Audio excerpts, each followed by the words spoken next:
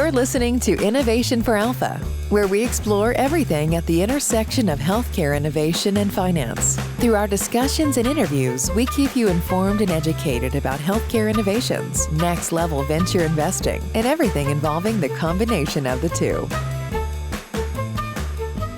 Hi, everybody. This is Tobin Arthur with the Innovation4Alpha podcast, and I am joined by my colleague, Mike Szymanski. And today we have a special guest, Julie Anderson from Cambia Grove, and we're very excited, Julie, to talk with you and learn more about yourself and the organization.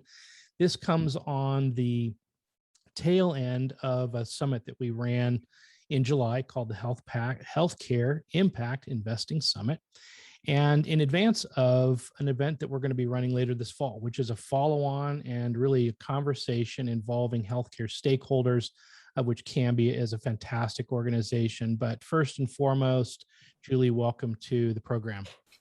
Thank you so much. I'm so happy to be here. Well, it's great to have you, and I'm really looking forward to learning more about you and the organization. So why don't we kick that off and just tell us a little about your background, how you came to join Cambia, and then we'll talk a little bit more about Cambia itself. Yeah, of course. Thank you. So I'm a healthcare person. I've been in healthcare now for about 15 years. Even before that, I grew up in a family where everyone was a healthcare provider or had a background in public health. So I've sort of grown up with the healthcare lingo. And I've worked on all sides of the traditional system. And obviously now at this point with Cambia Grove and more of the innovation space. I started off in my career in consulting, focused on hospital revenue cycle, and really learned that there was obviously a lot of opportunity for improvement in not only that specific niche, but others. I then went back to school and pursued a master's in public health from Johns Hopkins. I have a master's in public health and focused on health systems and policy with a certificate in finance and management. So that's the lens that I apply in all of the work that I have done since and continue to do. I focused my research in graduate school on resource utilization in healthcare. And this was right around the time that the Affordable Care Act had passed. And so there was a lot of conversation about how we could improve the healthcare system and build in, more accountability, more patient-centeredness. And so that's what I recommended as part of my research to address the high costs and poor coordination that was very obvious. I then spent some time doing hospital process improvement, specifically Lean and Six Sigma type of process improvement initiatives. And then spent about 6 years working for Blue Shield of California in their accountable care organization department.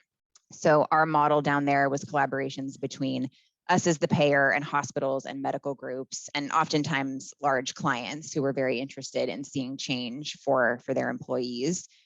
And it was in this role that I learned about, the complexity at that level. So I'd seen a lot of very deep in the weeds at the clinical level, the complexity, but then you click one layer out and you see just how, again, poorly coordinated the system is and how these players are trying so hard to work together and improve care and just everything that they're up against. So that was fascinating work. And it was about 3.5 years ago that I joined the Cambia Grove team.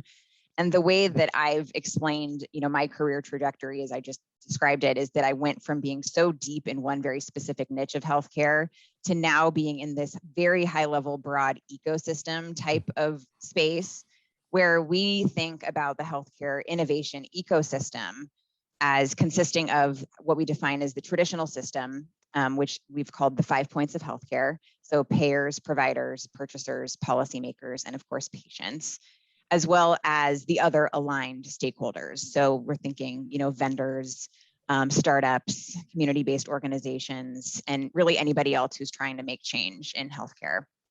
And so it's been so interesting over the years to go from being so deep in the weeds to now being so high level and having this really great vantage point, and being able to see how all of these very disparate players interact and the elements that really need to be put in place to support innovation and change at large. So that's my path and a little bit also about what Cambia Grove is all about, all in one. Cool. That's cool. That's a great lens. And as you're describing it, I just couldn't help but think, boy, it's also job security because this complexity is so complex. There's just it's a never ending sea of problems that need to be solved.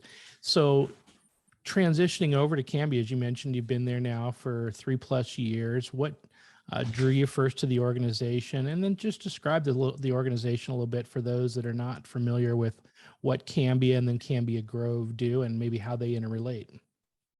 Yeah, that's a good question. So we are Cambia Grove. We are an innovation hub focused on advancing innovation in healthcare towards a more person-focused and economically sustainable system. So that's what we are, and that's what we've been since we were founded about 6 years ago. We fall under the Cambia Health Solutions umbrella. So Cambia Health Solutions is our parent company. We are the externally facing innovation hub of Cambia. We're essentially a cousin company to entities like Regence and Echo Health Ventures, for example. And we were founded a number of years ago to push the edge of healthcare transformation. And specifically at that point, mostly to support startups in healthcare as potential solutions to all of the various problems that I've seen and you've just mentioned. So we started out focused on wrapping our arms around startups and really helping startups succeed. And over the years, what we learned was that you can do everything in your power to build up startups and provide them with funding and provide them with connections. And there are so many issues within the healthcare system itself that even the most well-positioned company has the potential to fail because of just barriers to innovation and just issues with the system. So back in 2018, the team made a pivot to focus more on those elements of the healthcare system that themselves need to be optimized or improved, or barriers that need to be broken down so that these startups and other innovators of really any kind have a chance to succeed. And what brought me to the team back then was a role that they had created for me to essentially develop something from scratch called the Solutions Lab, which is what we eventually named it, which was really built around identifying and then breaking down those barriers to innovation in healthcare. And so my role was as broad as that, breaking down barriers to innovation. And I just thought, how fun and exciting can that be? And we had so much freedom and flexibility as this externally facing innovation arm to design what we would want that to look like. And so that's what drew me to the work. Over time, we executed this process within the Solutions Lab where we would essentially scan the community and talk to people about what barriers they were facing. What were those roadblocks that they kept bumping into as they were attempting to make change and to improve, the lives of patients. And we would then systematically try to uncover, in a very process improvement informed type of way, the root causes of those barriers, and then try to figure out ways that Cambia Grove could leverage our, programs, events, resources, connections to try and help break down those barriers. And then even further from that, the findings that we documented over the years really showed us that, okay, it seems like there might be an infinite list of barriers and challenges, but in reality, you can bucket all of them into one of three categories. And those three categories we've defined as infrastructure, incentives, and culture. And infrastructure, you think of the basic foundational elements of the system, thinking, things like funding for one, and data interoperability. Incentives is along the lines of how healthcare is paid for. Is it value-based care, fee-for-service, somewhere in between? And then culture really being openness or resistance to change, just general cultural competency, trust. So what we found is that we can actually take this massive and daunting inventory of challenges and bucket it into these three categories and then break it down from there. And that's been guiding the work most recently. Yeah, no, I mean, there are so many topics that you covered just from the view of standpoint of looking at the 5 Ps versus where our entire world is in the vendors, startups, and investors side of that conversation. But I'd rather keep with something that you just finished up with, talking about your solution labs and differentiating between these buckets that you have of infrastructure versus incentives and culture. Now, when we talk about it from a startup standpoint, so when I'm interviewing and I'm coaching our startups in terms of how do they present themselves to the community, whether that be to an end payer or to a potential investor or to our doctor network. We think about these things in very different ways. So we don't even think about the community infrastructure whatsoever. So I think it's fascinating that you guys spend a tremendous amount of resources on a very important topic. And when we think about culture, we think about adoption culture, more about the hurdles of adopting new innovation. We talk about the long strike times of when even a product is approved by the FDA to when it's generally adopted by the healthcare ecosystem. So do I have a question here? Yes, I do. When you think about infrastructure, right? Like that seems like a really, really big topic that you're talking about here. You're talking about things like what, broadband and that's in there. awareness and like, I mean, that is just big. Like, why don't you just solve everything then?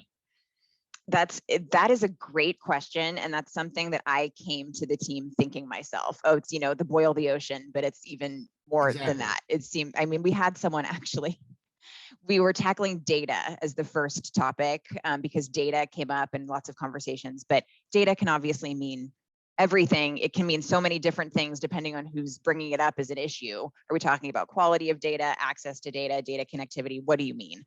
We had someone say, oh, so what's next? World peace? And so, yes, that is a question. Exactly. I mean, but that just seems like a very daunting prospect. Like when I'm looking at it from trying to solve problems for our startups, I'm already overwhelmed with the sheer size of my extremely focused view of what I think of when I think of infrastructure or incentives or culture. Like, so what tool, how do you even approach that then? That's a great question. And thank you for asking that. So the way that we approach it is that we've created a framework and I can actually pull up a visual and show you guys what this is. Yeah, sure, please. We have a framework. We call it the Healthcare Innovation Advancement Framework. We've created something that's called the Healthcare Innovation Advancement Framework. And our goal was to make very clear to our community what we mean and how it supports the right kind of innovation, which we've called impactful innovation towards the triple aim. And so we created this advancement framework with the goal of having it be a resource and a tool that the community can use to help understand what it is we're doing and also to drive forward with improvements in these areas. To your question about how do you decide what to do and how do you prioritize and where do you start? We first created this framework. And then the second thing that we did is we took this framework, outlined ways to measure infrastructure, incentives, and culture in state-specific environments. And then we applied this measurement approach in 3 states where Cambia Health Solutions has a footprint. So we actually analyzed Washington, Oregon, and Utah based on a specific and discrete starting point for how we can measure these ecosystem elements. So, to your point, there are so many different things that fall within each. We selected from our community we had heard as the biggest buckets that we would want to talk about. Thinking, like I was saying before, things like data interoperability, value-based care, trust, openness to change, et cetera. And so what we actually did is we applied that framework in these 3 states and then created calls to action. So based on the report cards, the scorecards that we got from these reports, we actually could say, okay, it looks like in this particular state, Washington really needs to focus on the move to value, more widespread broadband, focusing in on health equity, for example. So how do you enact those outcomes? Do people, like, have they been listening, or are they just like, yeah, that's great, thank you very much for telling us our business and please go away? Yeah, no, that's a great point. So we are really fortunate in the sense that since we were founded back in 2015, I believe it was, we have great community relationships, and we have these long-standing programs, events, and resources that we offer that we now focus on the calls to action that we've identified. So we are actually doing the work as well. We created these reports, we identified these calls to action, and now those calls to action are what directly inform what our programming looks like, the connections that we're making, the research that we're doing. So forgive me here. I don't hear a lot about startups or companies or innovation here in this conversation. It sounds like a lot of conversations with a lot of politicians and hoping that somebody listens to your great ideas. It's a good point. What I would say is that our belief is that by doing this work and by addressing these calls to action and putting these components in place, that impactful innovation towards the triple aim will be more possible. So essentially what we're doing is focusing in on those underlying foundational elements that will make it possible for a startup to succeed, for a startup to sell, for eventually, hopefully, impact to be achieved. So we think of it as not on behalf of necessarily, but supporting the startup vendor funder communities, because what we hear from our startups is that they're trying their hardest and they have fantastic ideas and things just fall flat for one reason or another, that we have been able to bucket into these three categories. I like the, so we feel like we're paving the way. I like this framework a lot. I mean, it helps to think through and categorize things. When you guys look, then I'm wondering, sort of, for example, on an annual basis, do you then take certain elements under here and say, this year we're going to focus on, A, B, and C, and see what kind of measurable results? I mean, A, how do you think about that then maybe on an annual goal basis? And then B, with respect to startups, do you guys run cohorts, or how do you interact with companies? Is it ad hoc? Just give us a sense of what that cadence looks like. Yeah. So to your first question, right now we've only run these state reports once. The idea is that we refresh them over time. We're still working on the cadence for that and seeing what will be feasible and what makes sense. Ideally, we would see movement in the scorecards and really see progress in the foundational elements themselves, as well as the triple aim. And the way that we prioritize our work is we obviously have one team. We're not large. There are 5 of us. We focus in on those areas that have overlap across the 3 states. So that's how we prioritize. We say, okay, it looks like, for example, the move to value and the barriers associated with value-based care are at the top of the list in all 3. That makes sense for us to focus on this year. And interestingly enough, as we learn from these reports and see these calls to action, there's a lot of overlap. There are unique elements to each of the 3 states, but there's also a lot of consistency. And then as we do our research, we find that there's even more overlap than maybe we originally thought. There are themes that just exist no matter where you are. Obviously, in addition to those nuances, but based on each geography, those are undoubtedly always present.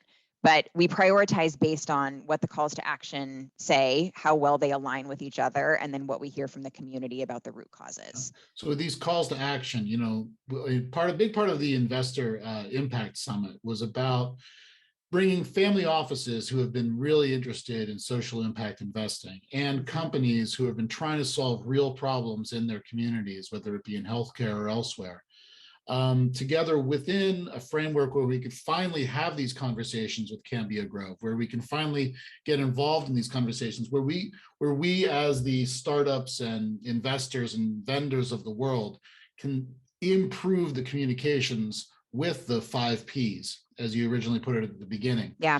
And so with these call to actions and the work and tremendous work that you guys are doing, how would I direct a family office investor to think about the resources or the research or the interaction with a group like yourselves? Yeah, that's a great question, and that gets to actually the second question I think that Tobin had asked. We have a great membership model. So we have about, at this point, nearing 500 members from not only all across our states, but all across the country. We have, I think, 7 individual countries represented.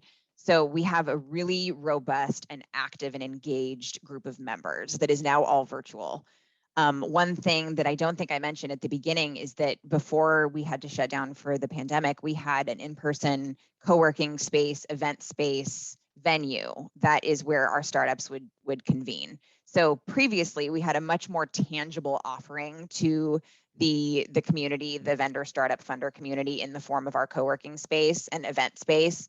And now it's been made virtual. And so what I would recommend is joining us as members and getting access to that really engaged network of innovators of all kinds. We'll make sure to share the contact information with that both before and after at the end of this video when we do the final edits. But thank you, Julie. That's yeah. great.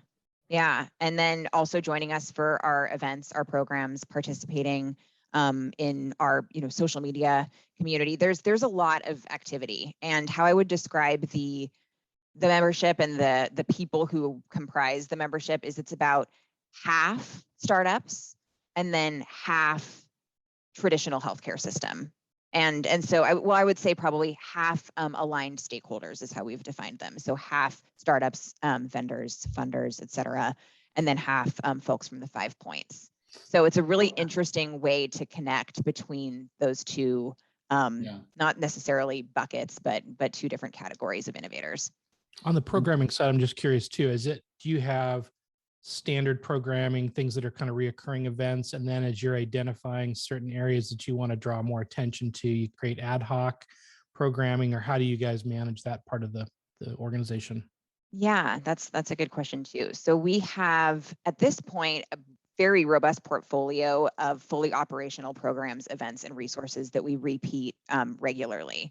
Some are annual. We have, for example, a startup competition that happens once a year. We call it the Trails Competition. It's all about providing startups specifically with access to the healthcare system to build that culture of innovation. If it were to fit into one of the 3 buckets, that would be the one. And then we have more frequently recurring events, for example, a fireside chat series or more informal roundtables. And all of those types of programs are responsive to the needs that we've identified in the community. And again, the barriers that we've identified because of the feedback we've received from the startup community specifically. Well, so basically everything we do can be adjusted to meet the needs.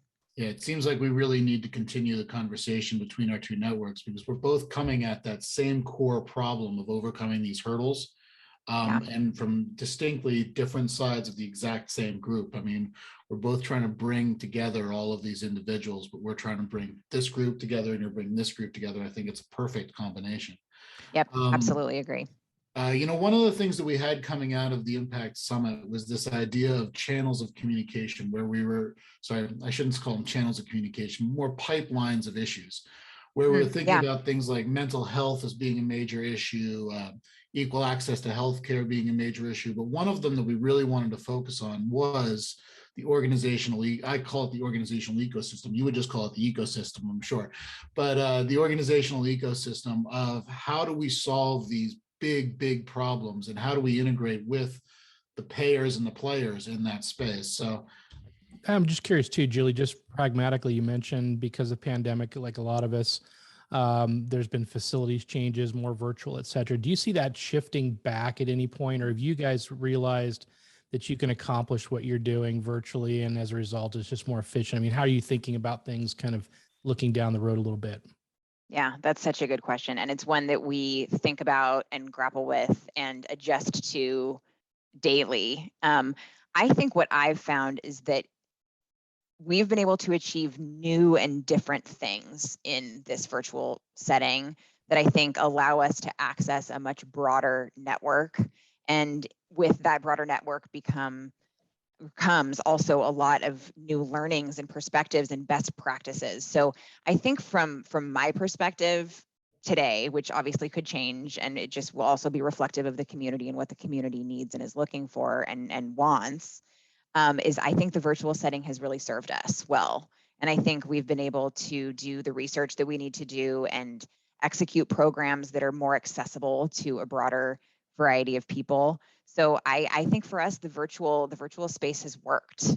It seems like also as a group that's multi-state focused, that also lends itself, just to your point, for the access issue of groups in Utah and Oregon and so forth, whole lot easier for them to interact. They were probably already somewhat virtual in the sense of how they interacted with you. So that's exactly right. And I think what ended up happening when we had the space in downtown Seattle is that we attracted a very specific and narrow set of participants. And, we had our regulars and we love them. We still love them. We engage with them a lot.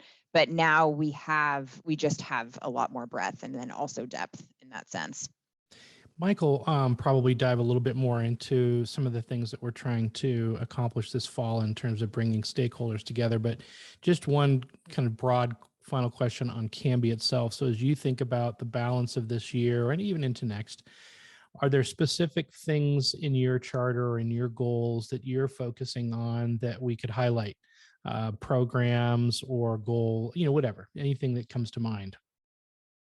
I think the main thing that we're trying to push at this point is adoption of the advancement framework and really trying to socialize the concept of impactful innovation and the pieces of the puzzle, the underlying ecosystem that really need to be put together to drive that kind of change. So I think from my perspective, it's really all about the advancement framework and shifting the way that we think about funding, for example, to be more aligned with potential impact, to be more aligned with specifically the triple aim, and to think more broadly. And I think also just all of the challenges that have been laid bare as a result of the pandemic have really just shifted the way that we think about setting up, once we go back to normal, or once we continue to define what going back to normal even means, thinking about everything that we've learned and applying those learnings as we move forward. So I think that is really the underlying theme that we're driving. In terms of very specific programs and whatnot, our calendar, like I said, we've got a consistent portfolio. It goes on year over year. The newest thing that we've got upcoming is the Trails competition. We're focusing specifically on behavioral health, which is another category that has just risen to the top, for so many reasons, especially resulting from the pandemic. To clarify our group, Yeah. Behavioral health, would this include special needs and mental health issues, or is it more along the lines of child developmental issues? Like, what does that mean, behavioral health? Yeah, behavioral health essentially being the umbrella in which mental health is part of that. I think special needs could certainly qualify. Substance abuse being another category that falls within. Mental health is most likely going to be the bulk of the solutions that we see, and those are the bulk of the problems that we've heard. We are really excited to be partnering with a health system that's local here in Washington, to be providing essentially a mini accelerator program for the winner, where whoever wins this competition with their behavioral health solution specifically will have access to this incredible network of providers and community health centers and larger inpatient hospital settings to help refine and grow the solutions that they have in their portfolio. And how do our startups get involved in something like that? Yeah, apply. Well, first and foremost, sign up for Cambia Grove's newsletter, and you'll hear updates about when the application will become live. And there will be some events in the next few months also that highlight the problems that we're trying to solve. To your question about what does behavioral health mean, we'll have some speakers who will touch on that and help clarify exactly what problems we're trying to solve right now and what solutions we're calling for. So I would say sign up for Cambia Grove's newsletter, join our membership, follow us on Twitter, and there will be lots of information that we'll be sharing that will signal when it's time to start brushing up those applications. Mike, why don't you drive us a little bit into the summit and the goal of getting stakeholders together and Sure. a little bit more about what we've learned so far. Yeah, so when I first met with Cambia Grove a couple of months ago, and just learning a little bit about the work that you guys were doing, it was really around this concept of, here, I'll point up since I don't have the YouTube line below.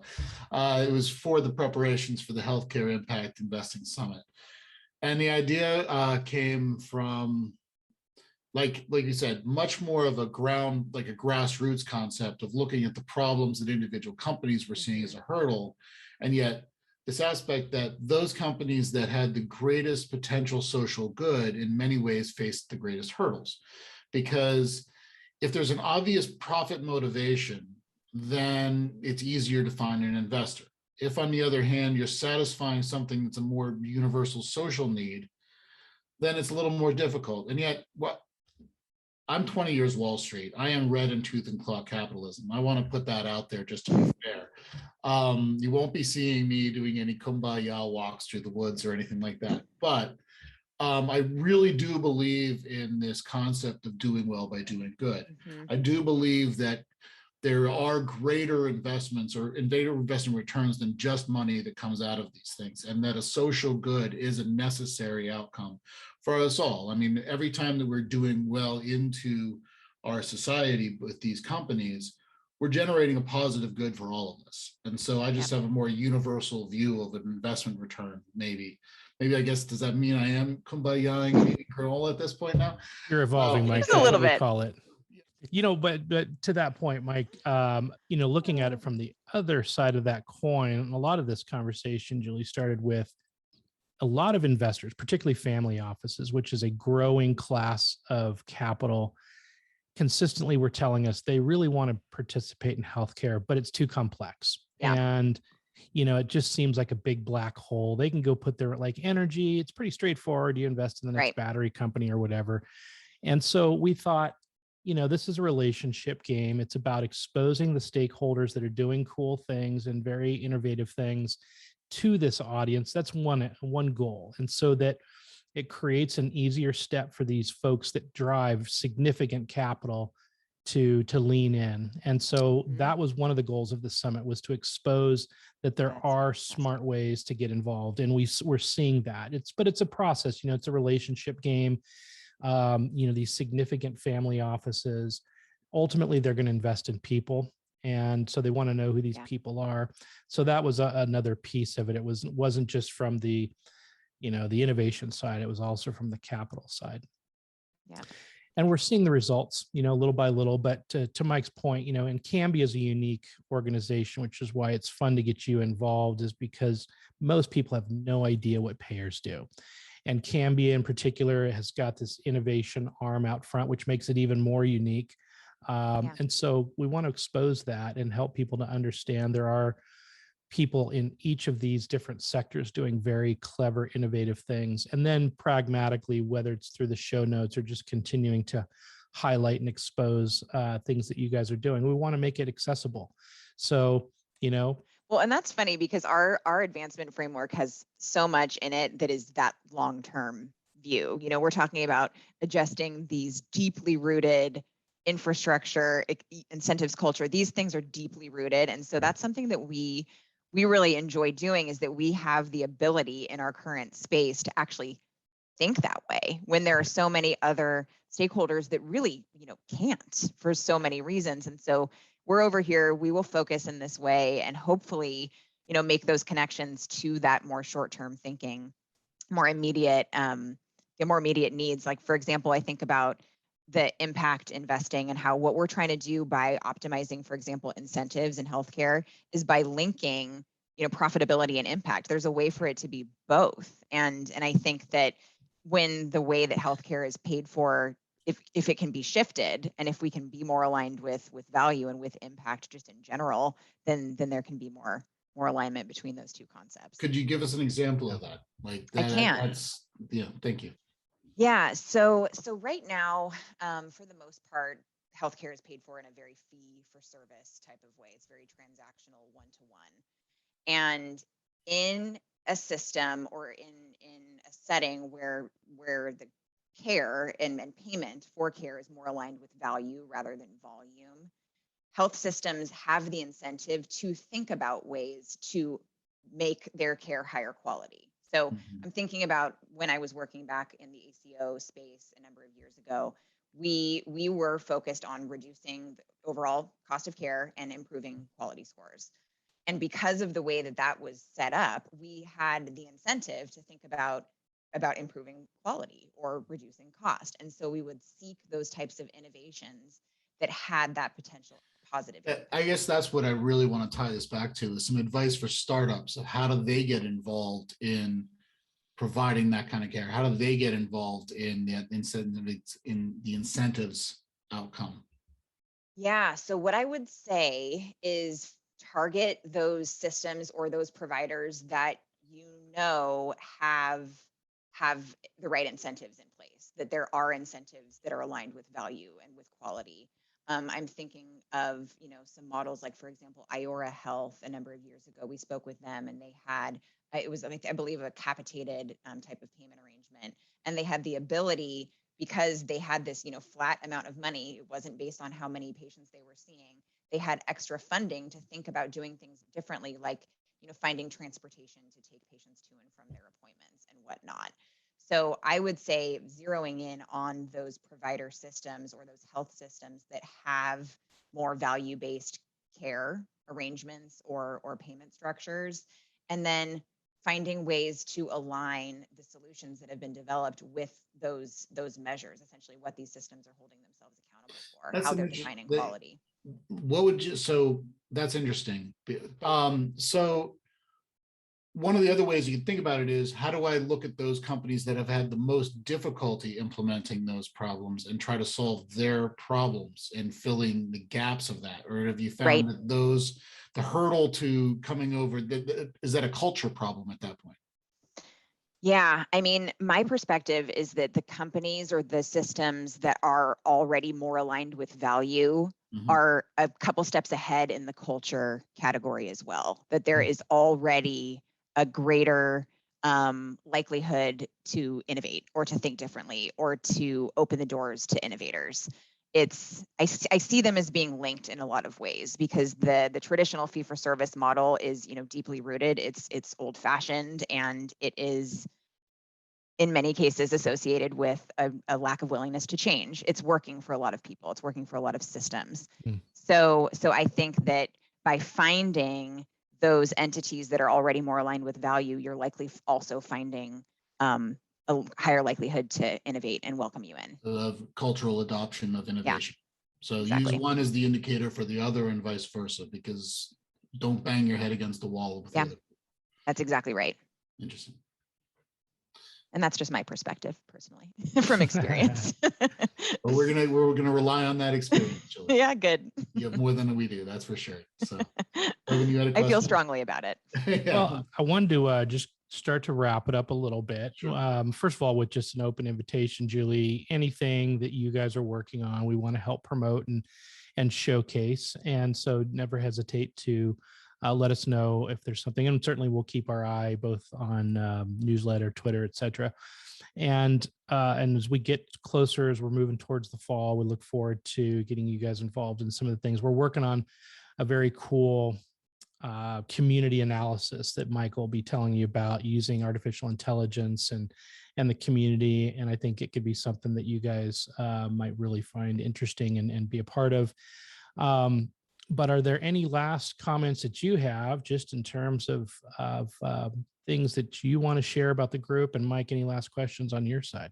I would just say, thank you to both of you for all of the work that you're doing and for inviting us to share our perspective. I know it's sort of a different way of approaching the topic of healthcare innovation, thinking about it through this ecosystem lens. And so I appreciate your willingness to let me share our perspective on it.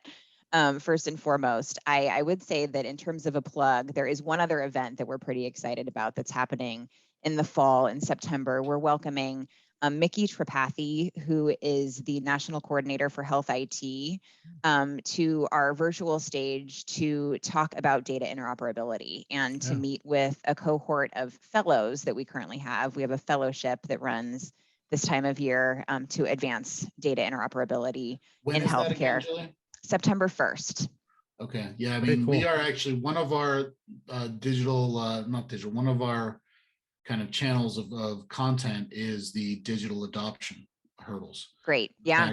There are many. Interoperability is certainly one of the aspects of those hurdles. So we would love to get involved with that. Yeah, we're also excited to hear about it. I've lived in the space where we shared data through CD-ROMs and fax machines and zip files, and so I'm personally very excited about progress in this space. You look we're too thrilled. young to remember any of that, Julie. I'm not. I remember it all well. Well, Mike, what else do you want to hit before we wrap up? No, honestly, I think we've covered most of what I wanted. I mean, I think the biggest thing that we need to bring forward is this idea for startups that they need to be aware of the broader ecosystem that they're playing in, and that so often On the one hand, we guide our CEOs and our founders to pay attention to what they can work on, the brass tacks aspect of their business. And yet at the same time, you have to step back. One of our most common guidance to early stage startups is don't be a solution looking for a problem. Exactly. Make sure that you fit in with a problem that somebody's already looking to serve. And to that point, make sure you're not swimming upstream. Make sure that the ecosystem that you're playing in is ready to adopt the solution that you want to propose. So I think both of those are very important aspects that tie very closely into the Cambia Grove ethos. And I just want to make sure that we encourage our startups to work with you guys more frequently. Thank you so much. And yep, we're excited to welcome anyone to our membership or our events. We'd love to have them. Well, Absolutely. And just to bring that full circle, that was the conversation that we were having started about a year ago. What we said, what we really like to do, and B, it happens to be what we're pretty good at, is we like connecting folks with other people that are doing things very intelligently and creatively and efficiently.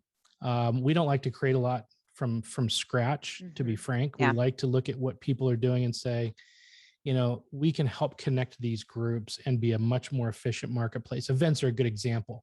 We invariably have to put on some events just because we have certain themes and gaps in the market that we see that we want to fill. But by and large, our preference is to help other people's events be much more successful.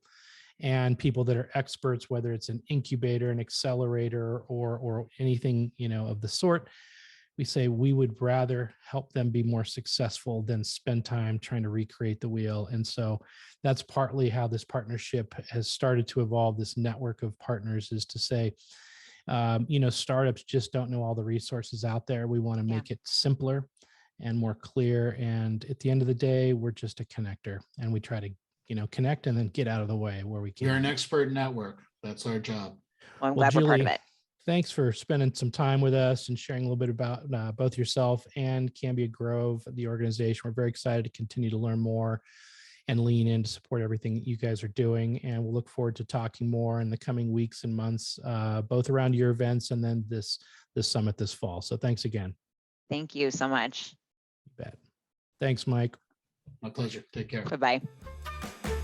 See you again soon for the next episode of Innovation4Alpha. Make sure to go to Innovation4Alpha for access to prior episode links, show notes, and other valuable resources. This show is for entertainment purposes only. Before making any investment decisions, please consult with a professional. This show is copyrighted by Angel MD Media, and written permission must be granted before syndication or rebroadcasting.